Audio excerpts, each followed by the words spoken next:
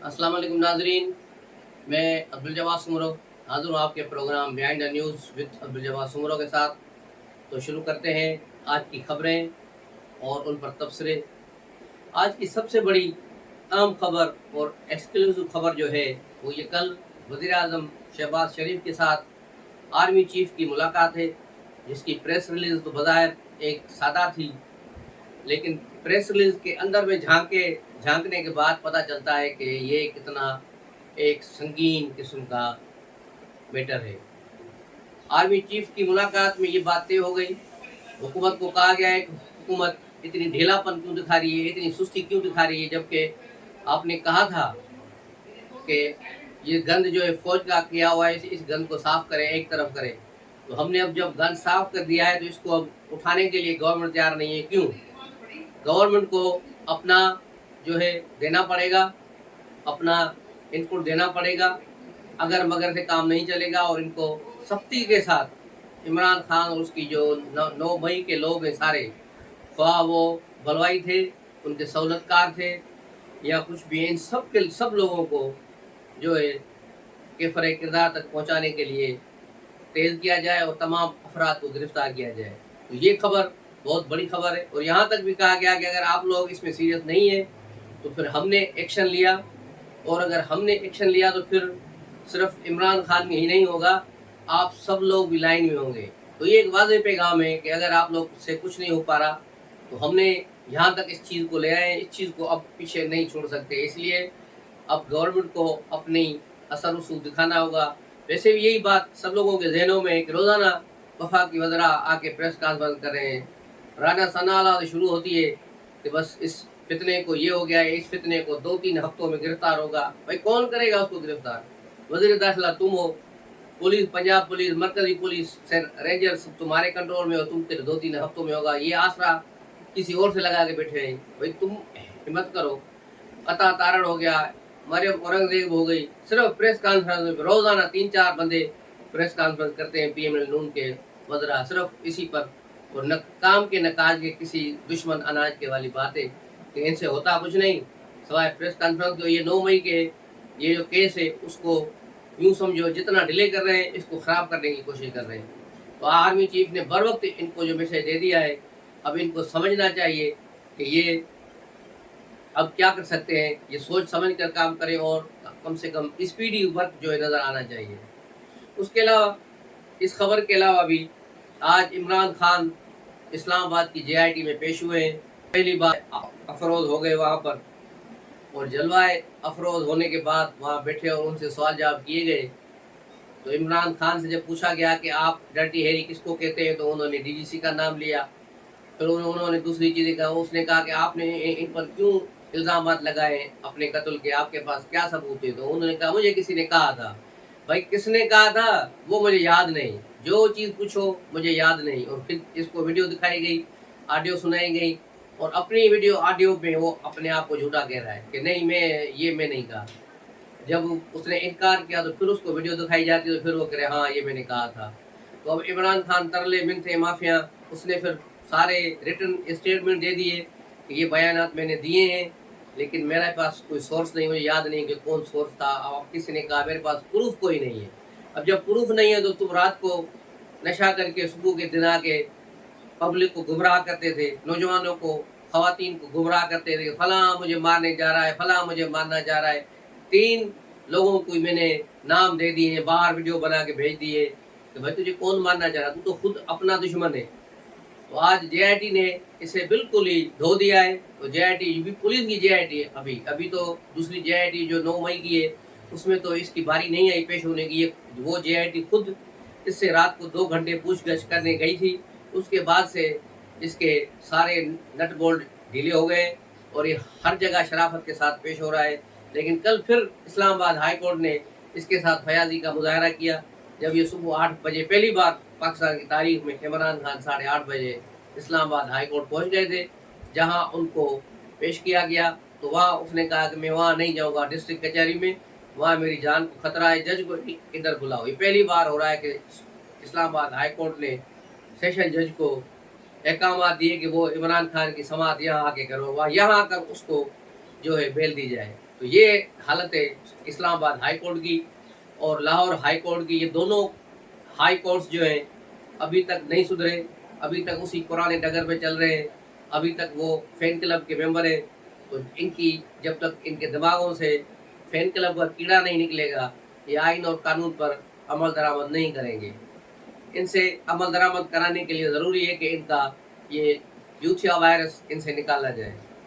Lahore high court کے chief justice کے داماد افضل سائی کو تو گرفتار کر لیا گیا ہے, لیکن اسلام آباد پولیس نے اس کی گرفتاری سے انکار کر دیا ہے, کہا کہ ہمیں نہیں معلوم. تو اس طرح یہ ایک بات رات سے پریشان کن ہو رہی ہے سائی خاندان کے لیے کہ افضل سائی کو کون اٹھا کر لے گئے اور وہ کہاں ہیں, ابھی تک کسی کو کچھ پتہ نہیں. اس کے علاوہ فوجی عدالت میں کیس چلانے کے لیے پی ٹی آئی کے 3 رہنماؤں کو ان کے سپرد کر دیا گیا ہے, جن میں محمود رشید, اعجاز چودھری اور ڈاکٹر یاسمین راشد کے نام شامل ہیں. ان کو سپرد کر دیا گیا ہے کمانڈ جو وہاں کے ہیں لوکل لاہور, جہاں اس پر مقدمہ چلے گا.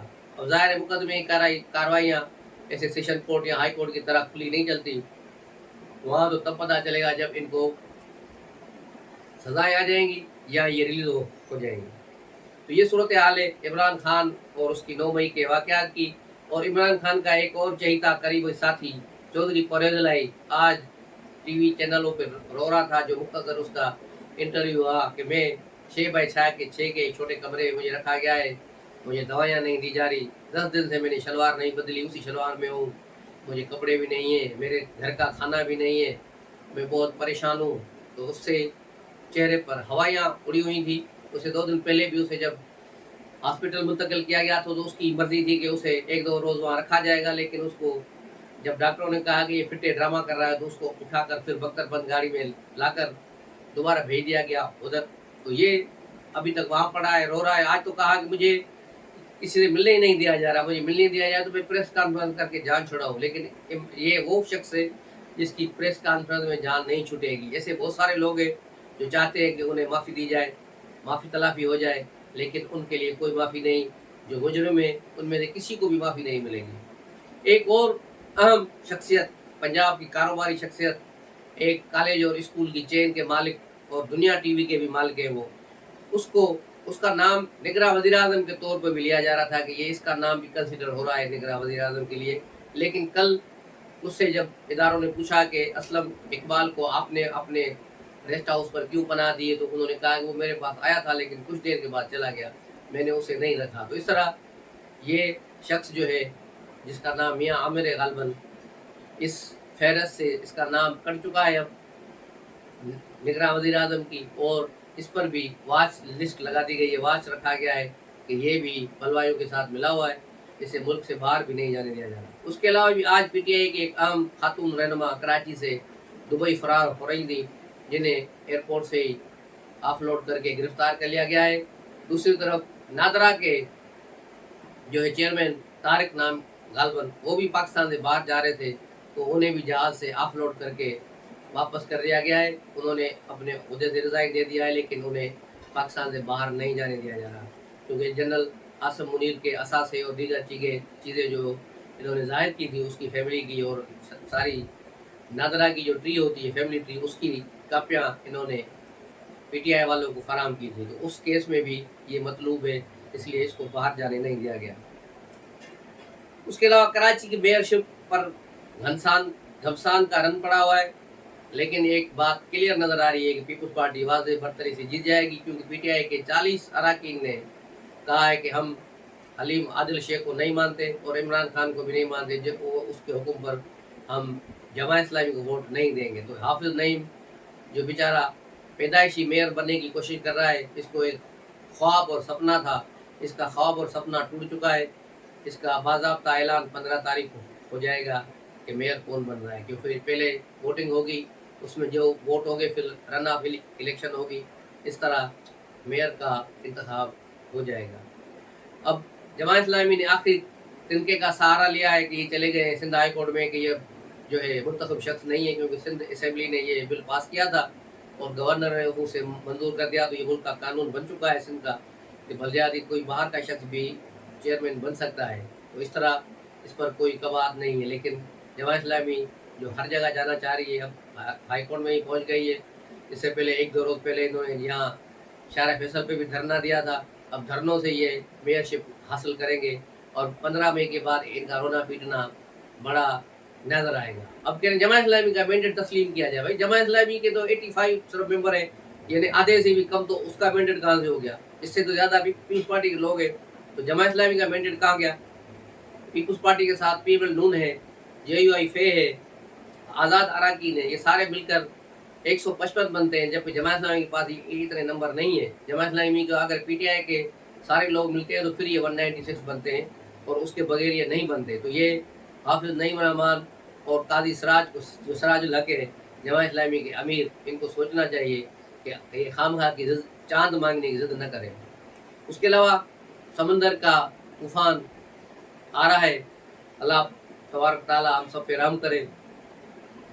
आज भी उसकी स्पीड 400 किलोमीटर दूर है ठट्टा से, और 410 कराची से।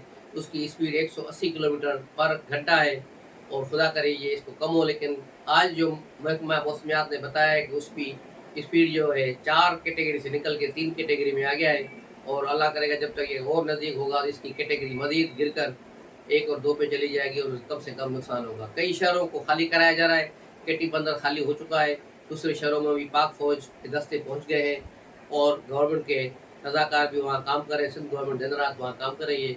उम्मीद है कि कम से कम जानी नुकसान हो और खुदा करे खैरियत हो। तो इस पर लेते हैं आज इजाज़त, मिलेंगे अगले व्लॉग में। तब तक के लिए इजाज़त दीजिए। अस्सलाम वालेकुम।